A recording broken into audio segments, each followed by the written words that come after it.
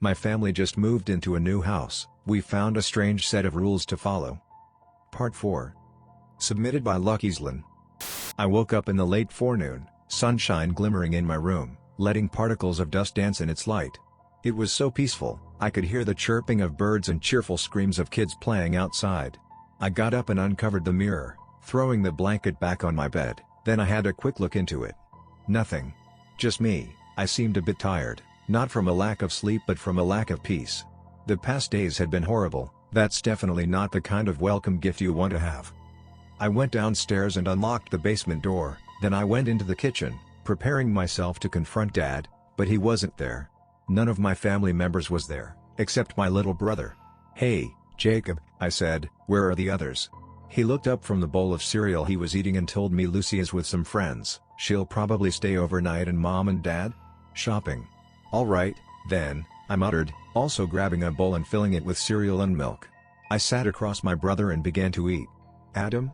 Jacob suddenly asked. Was the only response I managed to give him. Jacob only poked around in his bowl. He looked concerned. I quickly swallowed and asked him what's wrong. "I had a strange dream last night. I dreamed I was in the living room, and there were shadows on the wall, and they talked to me." I just sat in silence for a moment. How should I react to that? I couldn't tell him it wasn't a dream and the shadows had actually been there. He was just a kid, he would totally lose it. So I simply replied, "Don't worry, it was only a dream." But it wasn't. The shadows were real, the whispering was real. And this creature was real too. I began thinking about it. Would it stop to haunt this house if the police collected the bodies in the freezer? When would they come to collect it? Would they even come? It's been almost a day now, and I'm pretty sure it doesn't take long to radio for someone who picks them up. We lived in a quite boring area. The incident in this house was the most exciting thing in 20 years. Murders didn't happen every day here, so yes, I'm convinced they should have come already. After we finished breakfast, I put the bowls in the dishwasher and headed back into my room. I hadn't much to do, so I would finish the show I was streaming and maybe look for a new one. Holidays really are boring if you don't have anyone to spend time with. I had no one in this town. My friends, my girlfriend, everyone except my family was 50 miles away. The only way I could communicate with them was texting or FaceTiming, at least something. Imagine I had lived 100 years ago. I would have had to write letters and wait days for an answer. I definitely preferred the modern world. The day went by pretty fast. Mom and Dad came back at around 3 p.m.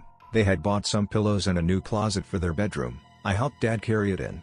As we sat on the bed in my parents' room, I told Dad how the mirror had suddenly been back in my room and what I saw in it and on the TV. I also told him about Jacob standing in the living room, staring at the shadows, and how he now believed it was a dream. Dad still didn't seem to care. "Well, why do you think it wasn't a dream?" he asked me. "Because I saw it too. And the monster in the mirror and on the TV. Why won't you believe me?" "Adam, there's no such thing as ghosts or monsters." I didn't think I'd have to tell that a 16-year-old. "You're simply missing home and aren't familiar with this new house yet. Did you know about the murders that happened here?" I quickly asked him. Dad seemed surprised, but he answered calmly, "I'm not gonna lie to you, Adam. Yes, I knew it, and I didn't tell you all about it because I knew it would freak you out. Just like it does now. You let us live in a murderer's house and believe the crazy shit going on here doesn't have anything to do with it? Adam, there's no crazy shit going on here, I told you before." His voice turned louder, a mix of disappointment and anger, probably more anger. It had no purpose talking to him. He would stay stubborn, not letting anyone criticize the perfect house he had bought. I left the room and went downstairs, where I ran into my mom. She seemed to get ready for something. "Are you going out?" I asked her. "Yes, dear, your father and me have been invited by the Johnsons, the couple that lives down the street. We would have taken you with us, but they'd rather get to know only us at first. Sorry, Adam." She gave me a quick kiss on the cheek and told Dad to come downstairs. As they went outside the door, Mom told me, "We will be back sometime after midnight. There's chicken in the fridge. Bye, sweetie." The door closed, and I was home alone with my brother and whatever else was in here. Jacob and I watched some TV in the living room. Well, he was watching. I spent most of the time texting. Eventually, he said he was tired and went upstairs. I made sure he closed the door behind him. It was now 11:30 p.m., and my hunger kicked in. I went into the kitchen to get the chicken Mom had told me about, put it in the microwave, waited. After pressing the button exactly 1 second before the shrill pang sound, I took the chicken out the microwave, got a drink and headed back into the living room. After sitting down, excited to enjoy my meal, I perceived a noise which would send chills down my spine immediately. The sound of a glass breaking, coming from the kitchen. I stood up fast. I wanted to investigate the sound, so I turned on the light in the kitchen, but I saw no glass. Nowhere.